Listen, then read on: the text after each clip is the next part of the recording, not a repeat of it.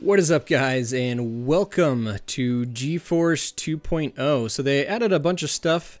If you are an Nvidia person out there, we have a lot of new features and a few that I'm not so sure are actually working yet. So one right off the bat, you'll notice that it now works for mobile devices. So this is the 600M, 700M, and 800M graphics cards.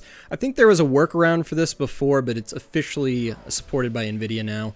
Now you can also notice that there is a desktop capture. I'm actually using that right now, this very second.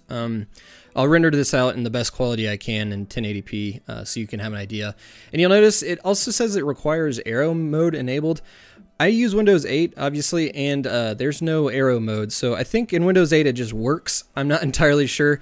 It did take me a second to figure out where this was. I was like, how do I enable this? Okay, there's a little checkbox right down here, so if you're like me and you like to waste like 5 or 10 minutes figuring out how to turn stuff on rather than reading the instructions, that's where that button is. It also added 1920 by 1200 capture. I didn't realize this wasn't a thing, but now for you guys that run that kooky resolution, you'll be good.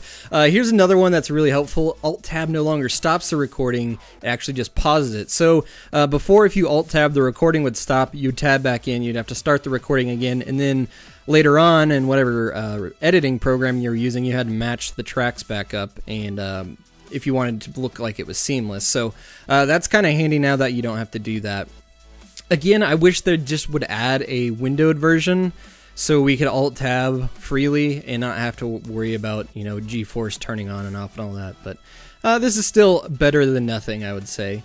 Here's another one. Video folders are now created when a video is saved instead of just launched. So if you looked at my shadow play right now, or my folder with shadow play, I can actually drag it over here. You can see pretty much every game I've ever turned on has opened a folder regardless if I've actually recorded anything with it. So it's kind of nice that it will only start saving or actually start making files and folders if you actually save something. So that's cool, I guess. They added the quality options finally for the Twitch streaming. I don't know. The quality with shadow play and streaming isn't really quite there yet, I don't think. I'll do some more tests with this and let you guys know, but the last time I tried this, it wasn't really that great on like the higher quality, so we'll see. A couple more Twitch things, you know, automatically be tagged with the name of the game and the aspect ratio will be correct. You can pause and resume broadcasts. And a few other things. They said they improved the microphone quality. I did a test of this just a second ago.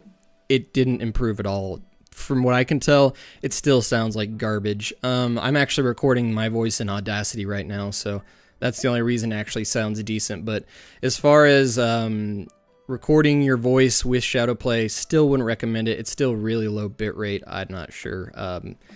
Wouldn't be my first choice by any stretch of the means. There's a link down below for a video that I go over how to record your voice with shadow play and Audacity, so that will help you whenever you're trying to, you know, kind of split audio tracks. Game Stream, I don't actually use this, but there's a few things they added. Obviously, you guys could check over that. It looks like they actually added it for notebooks as well, so it looks like they're really trying to incorporate the Geforce Experience into a lot of the stuff that has to do with, you know, the mobile laptops and everything. I know there's quite a few of you out there I've seen on the forums and stuff asking about, can my laptop record? Like, a lot of people have these really nice systems in a laptop and they can't use the Geforce Experience, which is a big bummer, but looks like they finally got it all taken care of. And I think that about covers all the patch stuff that you guys probably really are concerned about. The driver, again, came with the Geforce Experience, was released today. I'll let you guys kind of see what they added. They did a lot of stuff for the 700 series, which is good for me because I have a 700 series cards, and nothing that's too crazy. They advertised that they upgraded SLI to 75% or 70% or something like that. Yeah, they did that in the one game, so meh. I wish companies would stop advertising like that. Like, we improve SLI performance up to 70%. Well, yeah, in the one game that probably didn't support SLI at all. I'm sure it's whatever. Anyway, that's enough ranting about that. Anyways, guys, thank you so much for checking out this video. If you have any questions, feel free to leave them down below.